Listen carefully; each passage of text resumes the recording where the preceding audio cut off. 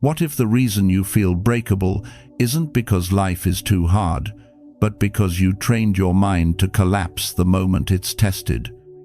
For years, you've been reactive, overthinking, letting other people's moods decide your emotional weather. One message ruins your day, one setback knocks you off course, one insult gets under your skin like poison. Today, you'll discover 7 Stoic habits that will make you mentally unbreakable, calm under pressure, fearless in conflict, and solid when everyone else falls apart. I'll show you how Marcus Aurelius, Seneca, and Epictetus built hard confidence without needing applause, comfort, or control. Marcus Aurelius wasn't a content creator. He was the emperor of Rome, writing to himself while managing war, betrayal, disease, and the weight of an empire. And yet he wrote something that destroys the modern excuse for emotional weakness. In Meditations, Book 8, he reminds himself that what hurts you isn't the event, it's the judgment you attach to it.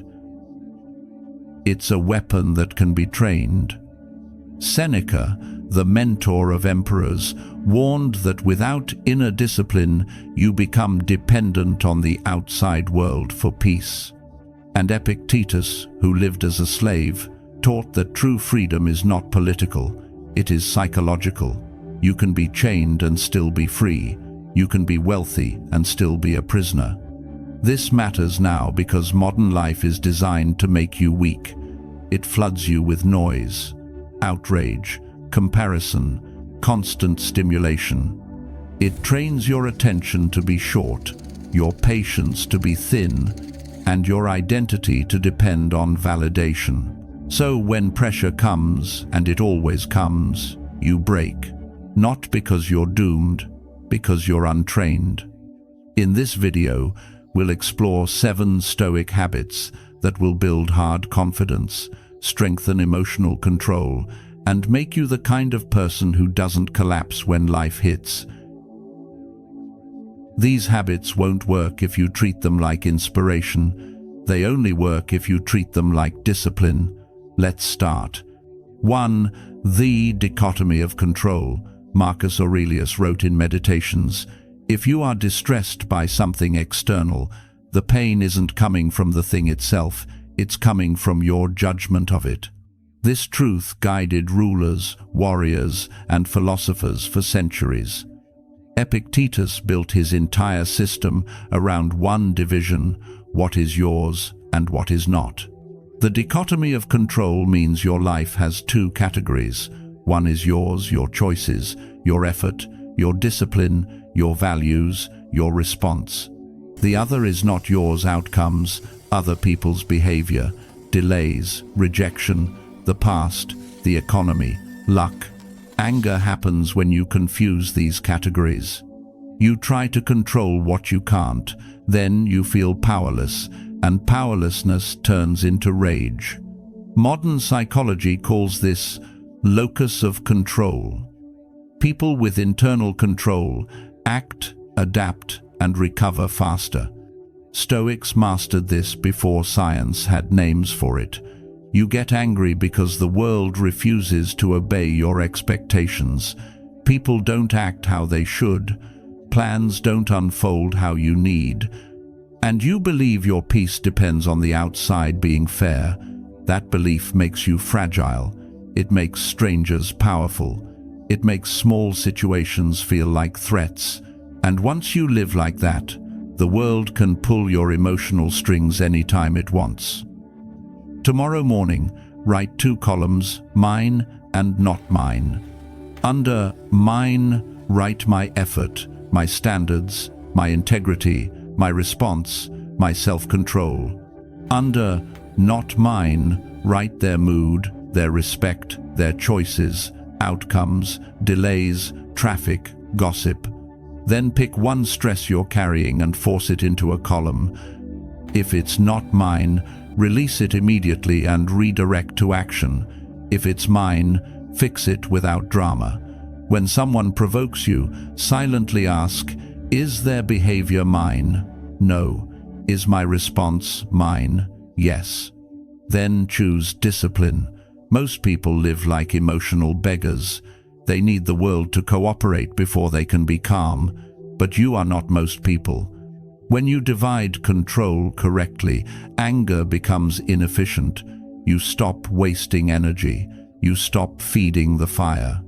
You become dangerous in the best way because you're focused, stable, and hard to manipulate. A man who controls his response can never be controlled by others. But control is only the foundation.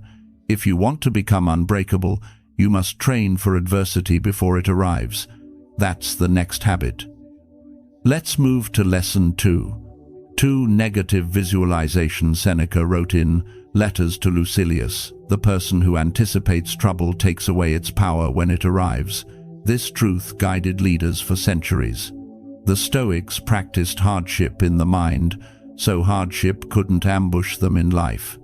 Negative visualization is not pessimism, it is preparation. You imagine setbacks, loss, rejection, not to suffer twice, but to remove surprise. The mind panics most when it meets uncertainty. When you rehearse difficulty, you reduce uncertainty. That lowers anxiety and reduces rage. You also create gratitude because you stop treating your blessings like guarantees. Modern therapy uses exposure principles to reduce fear responses. The Stoic did it daily without clinics. This is mental armor. You break because life surprises you. You assume stability. You assume people will stay consistent. Then reality hits, and you feel betrayed by existence itself. That shock fuels anger. You don't just face the problem, you fight reality. Negative visualization removes the shock. Once you accept that setbacks are normal, you stop reacting like they're an injustice. Each morning, take 2 minutes. Imagine one realistic thing going wrong today: a delay, a rude person, a plan collapsing. Then decide your response in advance: calm, precise, disciplined. Next, imagine losing something you take for granted: comfort, convenience, approval. Then return to the present and treat what you have with respect. When the setback happens, your mind doesn't scream. It executes. And that execution is confidence. Most people are spoiled by comfort and shocked by inconvenience. That's why they snap. But you will train for reality. You will become the person who can lose things without losing themselves. When you remove surprise, you remove most anger, because anger often begins as shock disguised as righteousness. Preparation changes your baseline, but to become unbreakable, you must also master the moment of impact, the exact second the trigger hits. That's lesson 3. 3. The pause before response. Marcus Aurelius wrote in Meditations, "The best revenge is not to be like the one who wronged you." This truth guided disciplined men for centuries. The Stoic doesn't win by shouting. He wins by refusing to become weak on command. Anger is not strength. It's loss of control wearing the mask of power. The pause creates space between stimulus and response, and in that space, your identity lives. Neuroscience confirms emotional impulses spike fast and fade fast if you don't feed them. The moment you react, you reinforce the pathway. The moment you pause, you weaken it. You're training your nervous system to stop obeying provocation. You say things you regret. You send messages that damage relationships. You escalate situations that could have ended quietly. Then, after the anger fades, you feel shame, and shame becomes more anger. The cycle repeats. The pause breaks the loop at the most critical point before damage is done. Practice the pause in small moments first. When someone interrupts you, pause. When someone disagrees, pause. Count 3 seconds. Breathe through your nose once slow. Then ask, what response represents the man I'm becoming? At work, When criticism hits, don't defend instantly. Ask one clarifying question. In relationships, lower your voice by 20% when you feel heat rising. In traffic, use irritation as training. Don't react. Observe. Release. You're building a skill under real pressure. Most people are puppets. A single insult moves them. A single mood controls them. But you are becoming a man who chooses his responses like a weapon, precise and deliberate. The pause doesn't make you passive. It makes you untouchable. Now you can stop anger mid-flight. But if you want real mental hardness, you must change your interpretation of reality itself. That's lesson 4. 4. The judgment audit. Epictetus wrote in the Enchiridion, "It's not events that disturb you, but your judgments about them." This truth guided disciplined minds for centuries. You don't suffer the event, you suffer the story attached to it. A judgment is the meaning you assign. Someone doesn't text back, and you judge it as disrespect. A coworker criticizes you, and you judge it as humiliation. Most anger is built on interpretations that pretend to be facts. The Stoic habit is to separate fact from story. Modern psychology calls this cognitive restructuring. The Stoic calls it discipline. Meaning creates emotion. Change the meaning and the emotion changes. You personalize everything. You assume people are attacking you. You interpret neutral events as threats. So you live irritated, always defending the ego. That ego defense creates conflict where there should be calm. It makes you hypersensitive, it makes you unstable, and it makes you easy to control. When anger hits, say, "The fact is," keep it literal, "The fact is, he disagreed." Then, my judgment is he disrespected me." Now challenge it. Is that certain? Then choose a stronger interpretation. He sees it differently. He's under stress. This isn't personal. If you need to confront, do it calmly and directly. But stop feeding stories that poison your mind. This habit ends fights before they begin, because it removes the fuel interpretation. Most people are addicted to offense because it gives them identity, but you are building emotional sovereignty. When you control your judgments, you control your life. And when you control your life, you become unbreakable, not because the world becomes gentle, but because your mind becomes disciplined. But you also need scale, perspective. The next habit makes petty problems shrink instantly. It's how Stoics stop sweating the trivial. Let's move to lesson 5. 5. The view from above. Marcus Aurelius wrote in Meditations to observe life from above and remember how small human drama is in the span of time. This truth guided leaders for centuries. Perspective is not escapism. It is emotional proportion. The view from above is a mental zoom out. Most anger is a scale problem. You treat a minor disrespect like catastrophe. You treat inconvenience like injustice. Perspective corrects scale. It reminds you your pride is not the center of existence. Psychology calls this self-distancing. It reduces emotional intensity and improves problem-solving. Stoics used it to stay calm in chaos. When you zoom out, ego loses its grip. You replay insults for hours. You relive conflict in your head. You waste energy on small battles and then wonder why you're exhausted. Your mind becomes a prison of petty thoughts. The view from above breaks that prison. It pulls you out of emotional tunnel vision and returns you to clarity. When you feel bothered, close your eyes. Visualize your body from above, then your house, your city, your planet. Ask, will this matter in 1 year? If not, release it.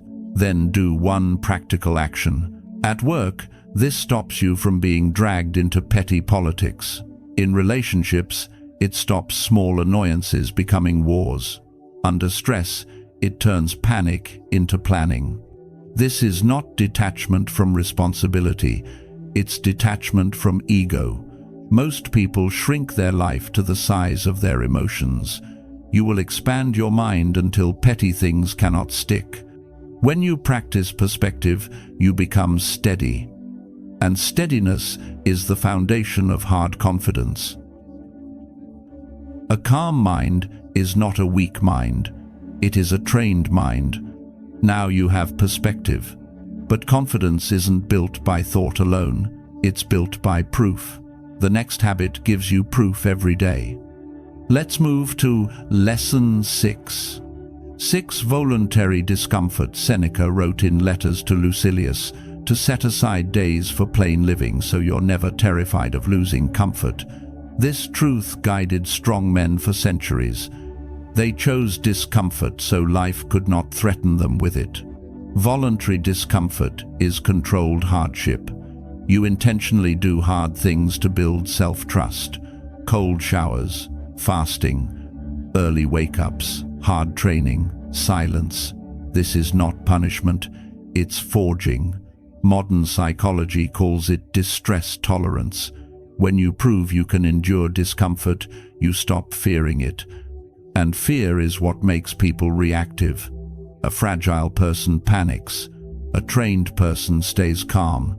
You get angry because discomfort feels like an attack.